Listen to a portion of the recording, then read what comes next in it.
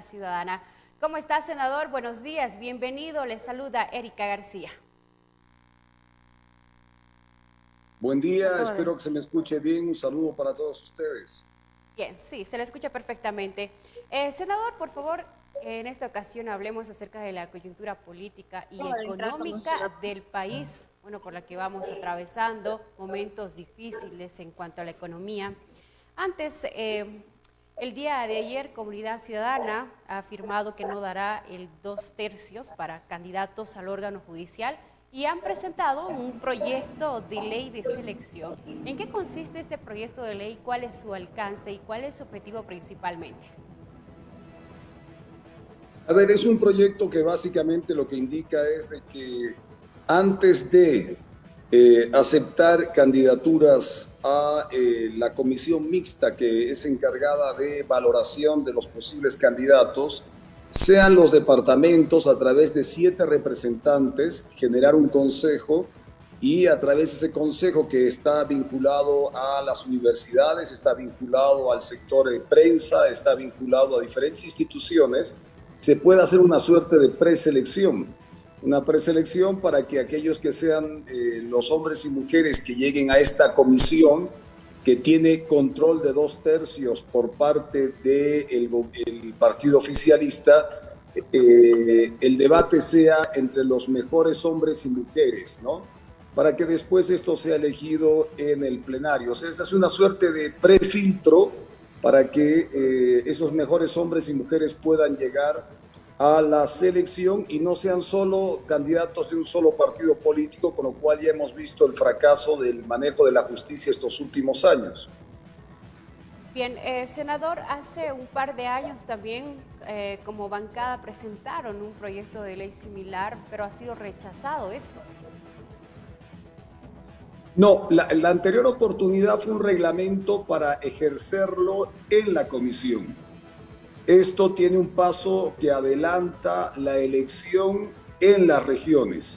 O sea, si Cochabamba va a elegir candidatos, se presentan los mejores hombres y mujeres para ser candidatos, Cochabamba genera un consejo departamental y ese consejo establece cuáles son los hombres más y mujeres más probos con visión de su meritocracia.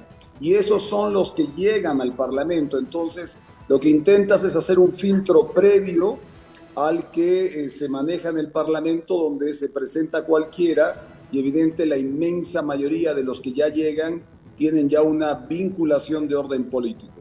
Bien, senador, ahora con este proyecto de ley que se tiene para la selección, primeramente se haría una preselección de acuerdo al perfil que tiene cada candidato. A la meritocracia, exactamente. Es una fórmula que intenta establecer una línea de meritocracia y con diferentes componentes, como te indico, desde la universidad hasta la propia prensa, juristas reconocidos, una serie de instituciones que desde el ámbito cochabambino, por ponerte el ejemplo, que seleccionan 10, 15, 20 candidatos y esos ya van preseleccionados hacia el ámbito de la comisión mixta en el Parlamento. Hoy día la gente se inscribe directamente en la comisión mixta. Entonces, los que salen seleccionados de esta comisión mixta en el Parlamento suelen ser o están vinculados de una u otra manera por el partido político. Entonces, hay mucha gente de muy alto nivel, de mucha meritocracia, que no tiene garantías para poder, aunque haciendo exámenes brillantes, aunque haciendo procesos brillantes, pasar esa comisión porque esa comisión tiene un lineamiento político. Bien, una vez presentado este proyecto de ley de selección, ¿se va a esperar a que les apruebe, les acepten, senador? Mire, la transparencia no ha sido el fuerte del gobierno, ni de este, ni de Evo Morales. Y por eso que también algo que me gustaría tocar rápidamente, sé que ustedes tienen muy poco tiempo, es esta suerte de locura que está pasando con el manejo de la economía. De igual manera pasa con la justicia. La justicia tiene un manejo donde no importa quién salga, tiene que ser fiel al lineamiento político. Mire usted lo que ha pasado con el defensor del pueblo. una vez que ha habido tanta polémica, yo le hago una consulta a usted y al pueblo cochabambino y a los que nos estén viendo en Bolivia. ¿Han vuelto a escuchar del defensor del pueblo en alguna acción en favor de defensa de los derechos o los intereses de la población ante el Estado? Porque el defensor se elige para defender al ciudadano ante los abusos del Estado. Ha desaparecido este caballero, ya no, ya, yo, si me dices cómo se llama, no sé ni cómo se llama. Te aseguro que tú tampoco sabes cómo se llama, o mucha gente no sabe cómo se llama, No, para porque nada, es, perdón. no, no conocemos. Como bien usted dice, no conocemos ni su nombre, no sabemos si realmente está trabajando por la población. Claro, entonces, ahora el otro sector que muy rápidamente me gustaría tocar, uno es la justicia, que es un tema central. Hay tres temas que los bolivianos están preocupados. Uno, la economía. Por primera vez la justicia está llegando al mismo rango de la economía. Y tercero, la paz en Bolivia. No solo la paz entre bolivianos, sino también la paz entre los propios masistas que están dando el ejemplo de cómo ante sus diferencias la violencia física y la violencia judicial se está aplicando. Pero te quiero dar un par de señales importantes en economía. La gestora, y eso le interesa mucho a los que hacen aportes a su jubilación pronta o aquellos que están ya jubilados, a partir de mayo va a manejar 23.500 millones de dólares de los jubilados y de los que aportan. Ya nos deben 7.200 que se los han gastado.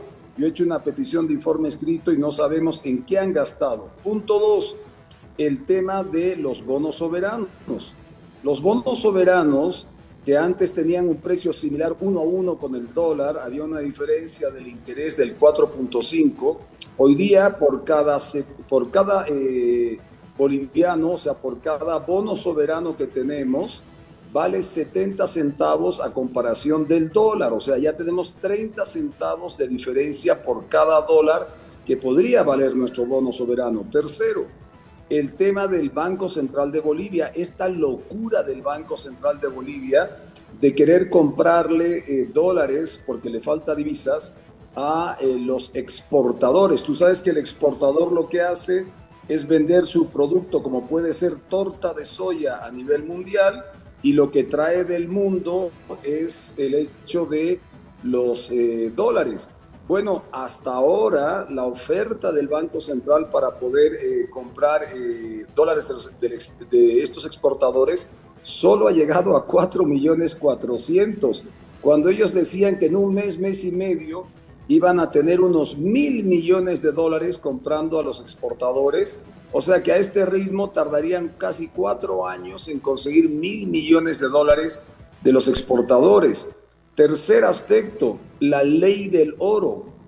Cuarto aspecto, la ley del oro. Si el gobierno no logra instalar la ley del oro, que es al final vender las joyas de la abuela, o sea, el orito que hay en el banco, va a tener serios, muy serios problemas para poder tener divisas, que es su problema central. Y lo último para que entendamos bien, la economía tiene 4 factores de desarrollo. Consumo, que es uno de los temas que más apostó el gobierno, la demanda interna. El gasto público, que en Bolivia llega a 6.750 millones de dólares, pero en inversión y exportaciones el gobierno ha hecho poco o nada. Eso es más aporte de los privados. Entonces, de los 4 motorcitos que podríamos decir, solo el gobierno ha utilizado 2 motores y inversión y exportación ha dejado de lado, solo ha usado el gasto público y consumo. Por eso el gobierno está extremadamente desesperado para seguir inyectando platita al consumo y al gasto público del gobierno central, los dólares. Y por eso todo lo que está haciendo en compra y venta de dólares, en la ley del oro, en el tema de los bonos soberanos o la propia gestora con quedarse con los 23.500 millones de dólares. Eso es lo más preocupante que tenemos. Perdón que me haya extendido, pero son 4 aspectos la gente tiene que entender que están en total desorden y esto nos va a generar una crisis mucho más profunda en la economía que es la que estamos viendo actualmente. Bueno, senador, más bien muchísimas gracias a usted por la explicación bastante clara. Ahora, el gobierno está haciendo movimientos inusuales para que suceda esto en cuanto a la escasez del dólar, senador. Ahora también otra cosa que preocupa es acerca de la acción que ha tomado el Banco Central de Bolivia. Claro, el banco por primera vez en la historia va y hace un cambio diferenciado, para que se me entienda bien. El precio que usted y yo como ciudadanos teníamos para comprar o vender el dólar era uno, pero el precio que tenía el exportador, vuelvo a reiterar, el exportador vende $1.000.000 en soya. Entonces, cuando viene ese $1.000.000 pagados por los que compran afuera la soya, el gobierno les ha dicho, oye, yo te voy a pagar a vos a 6.95 para que el dólar del exportador sea comprado por el Banco Central a través del Banco Unión. En 10 días que han pasado, solo han podido comprar 4.4, o sea, $4.400.000. O sea, un fracaso absoluto. Han habido 2 o 3 empresas que le ha vendido al gobierno nacional.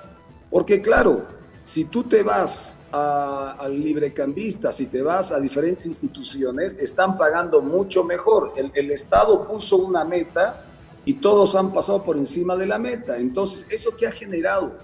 Ha generado un proceso de devaluación de nuestra moneda. O sea, por $1 se pagaba más bolivianos. Entonces, hay 2 procesos de devaluación. Uno, cuando el gobierno hace devaluación para ser más competitivo, o sea, que tu moneda sea más competitiva en el ámbito de importaciones y exportaciones, en el ámbito del comercio internacional, perdón. Y otra es cuando el pueblo devalúa porque quiere devaluar en el sentido que necesita más dólares. O sea, como busco dólares, el dólar empieza a subir de precio y entonces se descontrola el proceso y empieza a generar una suerte de devaluación o inflación oculta. Eso es lo que ha ocurrido en estos días. Por eso el banco se ha desesperado y ayer lunes ha generado una otra opción de que el banco le va a vender directamente a los minoristas, o sea, a los librecambistas. Esto no le va a ayudar a los importadores, pero sí a los pequeños librecambistas. Esta es la señal clara de que el desorden que está generando el no saber a dónde va el gobierno de Arce en economía está empezando a desorientar al boliviano. ¿Y qué hace el boliviano? Para ponerlo en palabras sencillas, empieza a sacar sus dólares del banco, pero el banco te empieza a poner límites. O el boliviano, ¿qué hace? Empieza a todo ese dólar que consigue en la calle, lo pone bajo el colchón, lo guarda, porque empieza a sentir de que algo va a pasar y es mejor tener moneda fuerte que tener la moneda boliviana que por culpa del Banco Central y la política nacional está perdiendo credibilidad, porque esto es lo importante, la moneda pierde credibilidad. Bien, senador, entonces se podría confirmar que pueda existir una devaluación de la moneda boliviana. Sí, claro. Cuando tú sabes que tu moneda antes valía 6.60, 6.63 y de repente pasa a valer 6.65, pero en la calle llegaste a encontrar la moneda en 7.2, 7.8 bolivianos, entonces eso es devaluación. O sea, tu moneda vale menos, se devalúa ante el dólar. Lo mismo pasa con los bonos soberanos. En los bonos soberanos, las instituciones internacionales dicen, a ver, le he prestado yo plata a Bolivia. Ya, ¿cuánto tienen las reservas internacionales? Oye, mira, antes tenía 3.000 y pico, ahora tiene menos. Pero en moneda americana, en divisas, ¿cuánto tiene? Ah, no, le quedan 372 millones. No, pues, ya no tiene cómo pagarnos. ¿Cómo va a pagar lo que nos debe en bonos soberanos a nivel internacional? Entonces, ¿qué hacen estas empresas? Le ponen intereses más altos. Nuestra moneda vale menos porque el interés es mayor. Tenemos que pagar más interés de lo que pagábamos antes. Antes pagábamos 4 o 5, de ahí pasó a 7.5% de interés. Ahora se está hablando entre el 10 al 12%. Entonces, quiere decir que nuestros bonos cada vez valen menos en el mercado internacional porque no tenemos cómo respaldar con las reservas internacionales que nos queda muy poquitita plata en el Banco Central, por eso la desesperación de vender el oro, porque con eso tendríamos dólares.